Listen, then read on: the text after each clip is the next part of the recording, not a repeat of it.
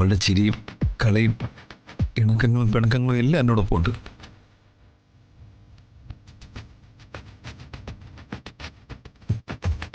ഈ വീട് വിട്ട് ഞാൻ എങ്ങും പോവില്ല.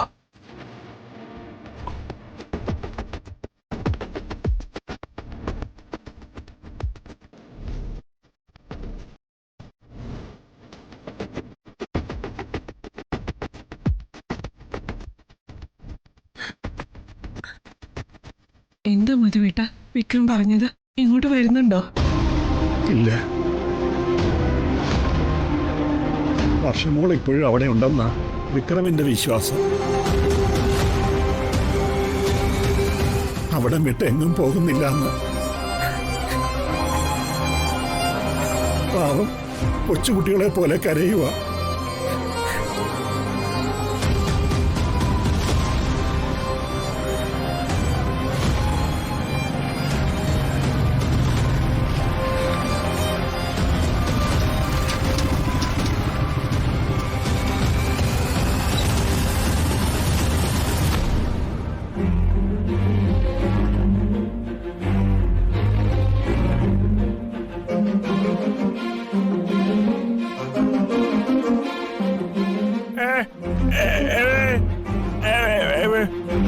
വർഷയെക്കുറിച്ച് എന്തെങ്കിലും വിവരം കിട്ടിയോ മോനെ? പോലീസ് അന്വേഷണം തകൃതിയായിട്ട് നടക്കുന്നുണ്ട്. വെറൊരു അന്വേഷണമല്ല, നല്ല രീതിയിലുള്ള അന്വേഷണം നടക്കുന്നത്. വലിയൊരു പോലീസ് സംഘം തന്നെ രംഗത്തുണ്ട്.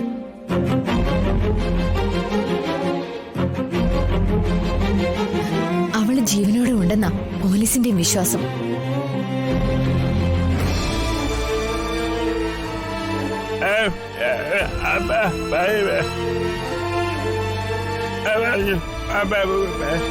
അവൻ മുത്തശ്ശിയെ അറിയിക്കാൻ പോയതാ. പാവം.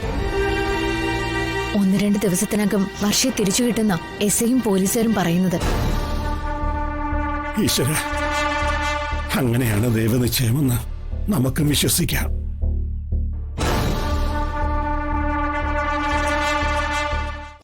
ചേച്ചി എന്തായി പറയുന്നേ?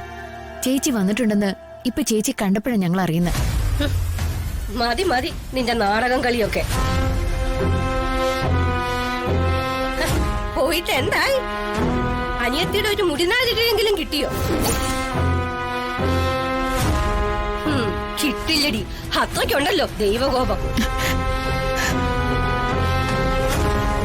വന്നിക്കണ്ട, പക്ഷെ എന്നെ നിന്നിച്ചാലുണ്ടല്ലോ അപ്പ കിട്ടും മുഖം അടച്ചുള്ള പെരുക്ക്. ഇപ്പൊ എല്ലാവർക്കും കിട്ടിയില്ലേടി? എങ്ങോട്ടാ ഈ ചാടത്തുള്ളി പോന്നേ? എനിക്ക് പറയാനുള്ളതെല്ലാം കേട്ടിട്ട് പോയാ മതി. വർഷയുടെ ഗർഭം കലങ്ങിയപ്പോ ആദ്യം വിളിച്ചു പറയേണ്ടത് മൂത്ത ചേച്ചിയായ എന്നോടല്ലായിരുന്നോ? എന്നിട്ട് അറിയിച്ചോ? വേണ്ട, അത് പോട്ടെ. കുടുംബാംഗങ്ങൾ എല്ലാരും കൂടി വിനോദയാത്രയ്ക്ക് പോയപ്പോ മുന്നിൽ നിർത്തേണ്ടത് മൂത്ത ചേച്ചിയായ എന്നെ അല്ലായിരുന്നോ?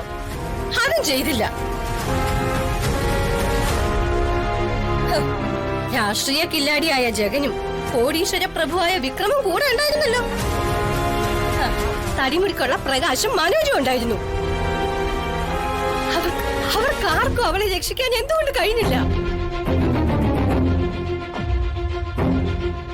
ആ സ്ഥാനത്ത് ഞാനുണ്ടായിരുന്നെങ്കിലും വർഷയ്ക്ക് ഇത് സംഭവിക്കില്ലായിരുന്നീ. ചേച്ചി എന്ത് ചെയ്യായിരുന്നു? കള്ളക്കോഴി കുഞ്ഞിക്കോഴിയെ കൊണ്ട് നടക്കുന്ന പോലെ ഞാൻ എന്റെ അനിയത്തിയെ കൊണ്ട് നടന്നേനെ. അതാ വസന്തയുടെ ഉത്തരവാദിത്വം. അത് ചെയ്യാതെ എല്ലാവരും കൂടെ മതി മറന്ന് തുള്ളി ചാടിയിട്ടാ എന്റെ അനിയത്തിയെ കാലം കൊണ്ടുപോയത്. അയ്യോ എന്റെ ഈശ്വര, ഒരു മൂത്ത പെങ്ങളായി ഞാനിത് എങ്ങനെ സഹിക്കുകയോ?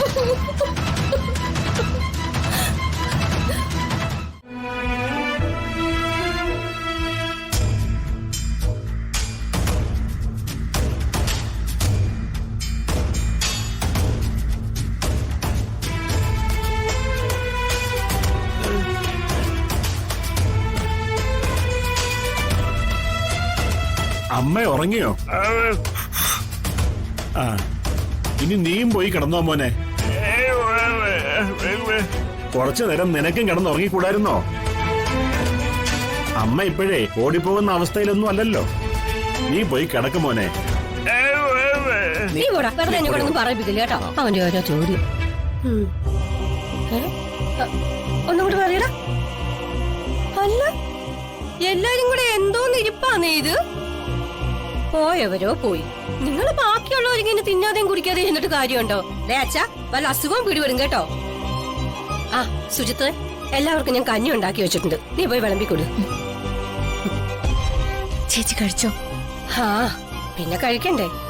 ഞാനും പ്രകാശും ഓരോ സ്പൂൺ വീതം കഞ്ഞി കുടിച്ചു എന്ന് വരുത്തി. ഉയിര് കിടക്കണ്ടേ?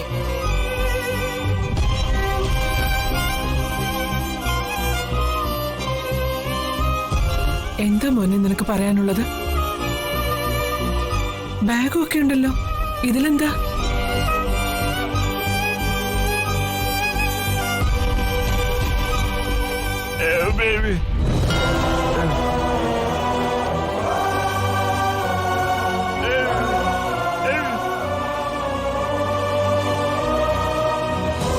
ഇതെന്താ? അഴിച്ചു നോക്കാനോ?